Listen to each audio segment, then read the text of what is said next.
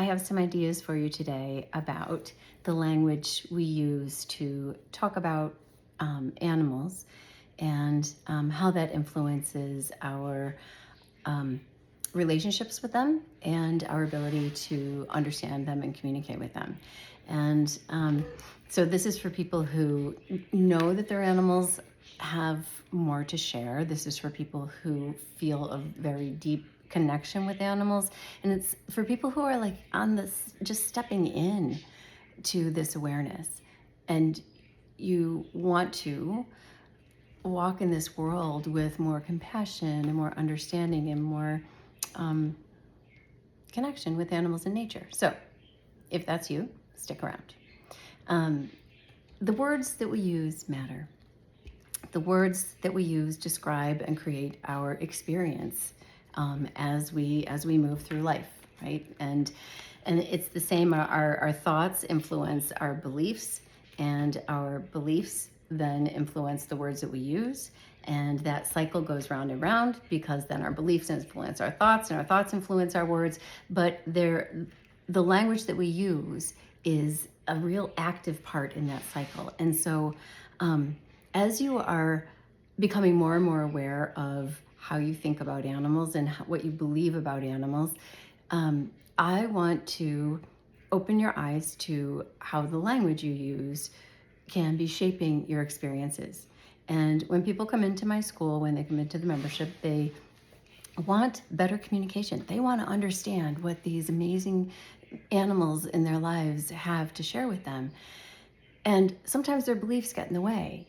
And I will notice that the language that they use to describe animals doesn't always align with what beliefs they hold or what beliefs they want to open up to, which is that they can understand what animals have to say. And what makes the best communication is this bridge of appreciation and this bridge of seeing similarities and sameness, right, in between beings. Like if we can see sameness, we can understand each other.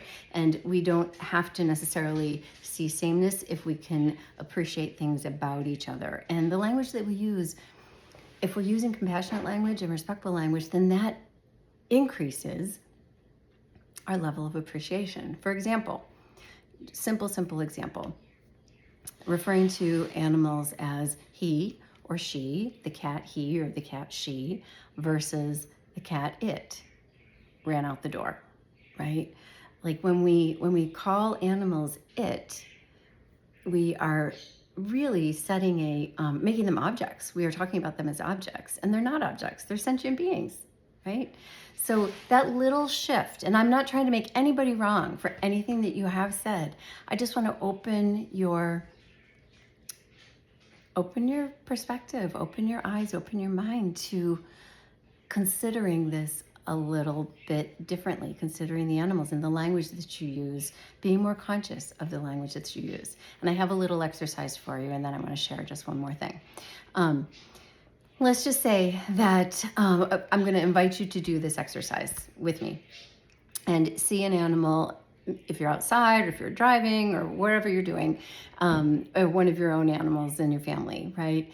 And just see them there and observe them and notice something about them. You might notice their color. You might notice that they are sleeping. You might notice their body size, that they're beautiful, whatever it is, right? And I want you to say out loud, that dog, I see that dog. It is sleeping. And just notice how you feel. Notice if you feel any connection with that animal. Notice what you feel. You're describing, right? My dog is there. It is sleeping. And then I want you to just close your eyes, take a breath, and see your dog there and say, my dog is there. She is sleeping. And notice what happens internally for you with those two statements. They're different, and they create a different response internally. And if you did feel that, excellent. If you didn't feel that, try it again and notice what you feel. There is with the calling the animal it, calling your dog it. There is a fact, it's a thing, it's just it is sleeping versus she is sleeping. There is an emotional appreciation in who they are in that statement. Does this make sense? It might make sense. I don't know. This makes a ton of sense to me and the people in my school, in my world, and in my program. So I just want to give you that little exercise to consider. And if this is like making little thought bubbles happen for you, let me know. Let me know in the comments. Let me know. This is important because to understand and appreciate animals, we have to appreciate similarities. They are sentient beings. Similarities between us and them.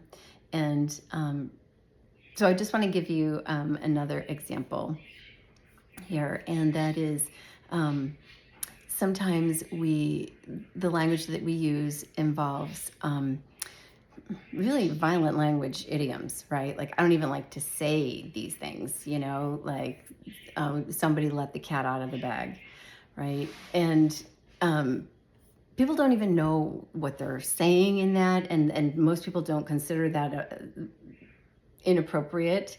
It's something that we've been acculturated to. It's something that we have just heard over and over and over again from, hundreds of years ago, many of these idioms.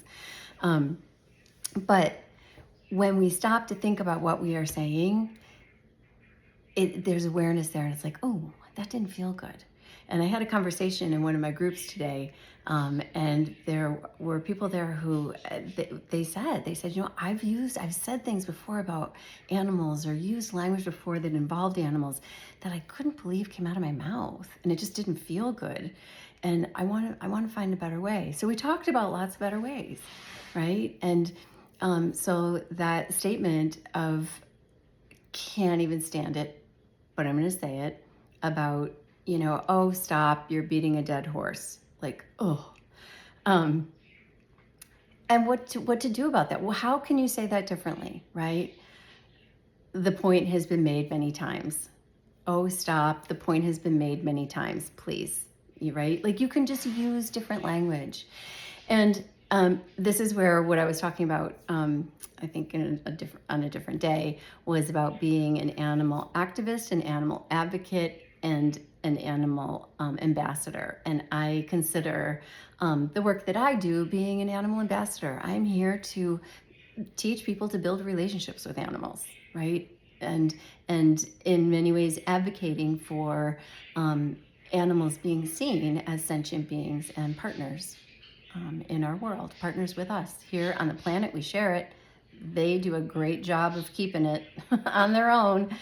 They were doing really well before the humans got here, right? And started doing what we want to do on the planet. But my point is that there are ways to also shape this for others who say this, right? Like we can just reflect it back to them and say, I understand what you mean. I hear your point. Yes. The point has been made many times. I heard that meaning in the words that you used, and I'm just saying it differently. The point has been made many times, right? Instead of saying beat a dead horse. So I really, this topic is important, and it's a great discussion topic. I would love to hear your thoughts. I would love to hear what lights up for you and your ideas about this. Yeah, and if it interests you, reach out to me. I would love to chat with you. This is, one of the many things that is part of learning interspecies communication. It's part of receiving communication from animals, is shifting our perspectives to really open up to all that is possible for animals to communicate with us about. And you'd be amazed at the beliefs that you may hold, that you may be able to shift and open up to new beliefs. And yeah, I just love watching people grow in this, and how it serves the animals. It's absolutely wonderful. So thanks for listening. I'd love to hear your comments, and yeah, see you soon.